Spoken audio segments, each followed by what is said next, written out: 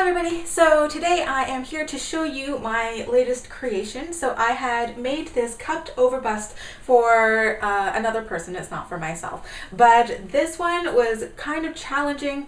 Okay, it was really challenging, so I decided that I would talk a little bit about it, but this is just going to be really super quick. First of all, the size of this is 28 inches around. It gives about a 4-inch reduction.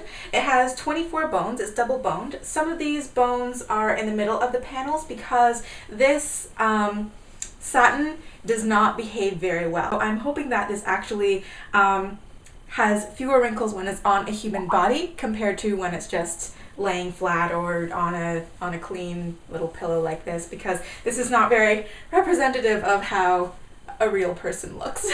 So this is a completely different type of patterning and completely different type of construction methods compared to Madame Cher's cupped overbust and also Versatile's cupped overbust, because I didn't want to just plain out copy them. I wanted to actually figure it out for myself and figure out what works and what doesn't. And I'm going to show you a couple of the mock-ups here.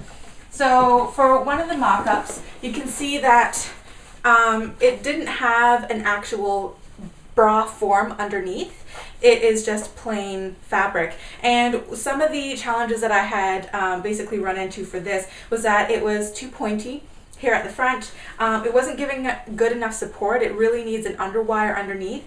A bra form or an underwire or both, depending on how large your bust is. And it just sort of flattened the whole breast. And if you want a bit of flattening, then that's fine. You know, some people think that, you know, it just feels more supportive. But if you're really looking for that bustier, that really sort of push-up bra look, then this sort of thing is not the greatest. Another mock-up that I had made was this one, which does have the bra forms in it. This one is actually a little bit curvier as well. If I can just, you can see that it actually comes rounded over the hips here, but the client wanted something a little bit more smooth and a modern slim silhouette. But another thing that I had realized is that when you are drafting for a cupped overbust corset, it's different from a regular overbust corset, because with a regular overbust corset, you smooth out the lines from the underbust to the bust area, and so often in a regular overbust corset, you will have the underbust area just slightly larger than your natural underbust area. Whereas with a cupped overbust, you need the underbust area to be rather snug against you so that the underwire of the bra part fits nicely underneath the breast and supports it properly, and then it kind of juts out.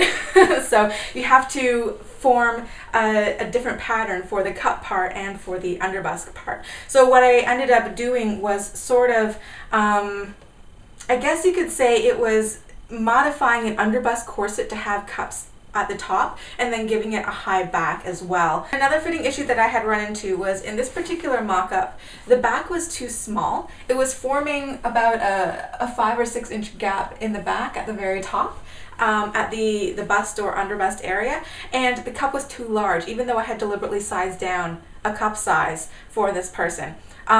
So it was just swimming in the front, and then it was too tight in the back. So that is a really good example of how, even though, you know, measured from the center around the inside of the cup and to the back was the same measurement as this woman was, it does not necessarily mean that it's going to fit, because you needed to take some inches out from the front and add them into the back. So this was definitely a challenging and sort of frustrating project, but I had learned a whole lot. And would I do this again? You know what, probably not. That's how challenging it was. But I'm glad that I had the opportunity to do this. And I'm going to take this off the pillow so I can show you.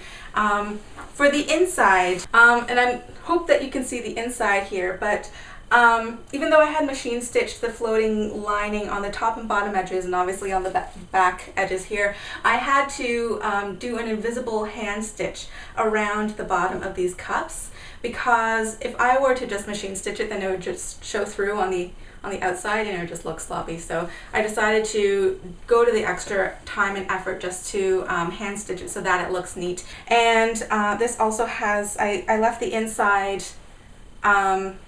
not covered, not lined, so that they can take out or put in the little push-up pads if they want to.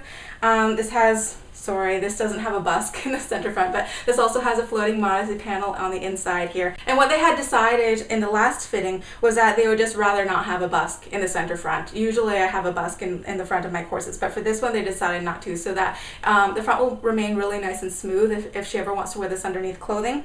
And also it prevents that sort of funny gap that, you know, pushes the two cups further away apart than what looks natural, basically.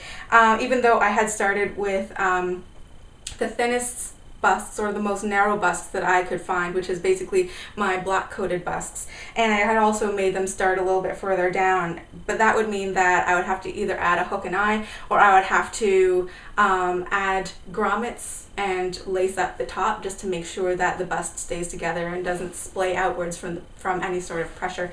So just another reminder that I'm not going to be offering these in the future, or it's very, very unlikely that I will be, because it was just, unless I have people in front of me to fit in person, it would just be way too frustrating to go through a million mock-up fittings. In addition to the two mock-ups that you see here, I had also done another mock-up just to help myself understand, so I did a mock-up for myself. I had also practiced covering bras. I had practiced making bra tops, which is basically just like learning how to sew around the cup without the underbust part underneath. They would just have a bit of a thicker band going down, just so that I would be able to sew this neatly when it came to the final product.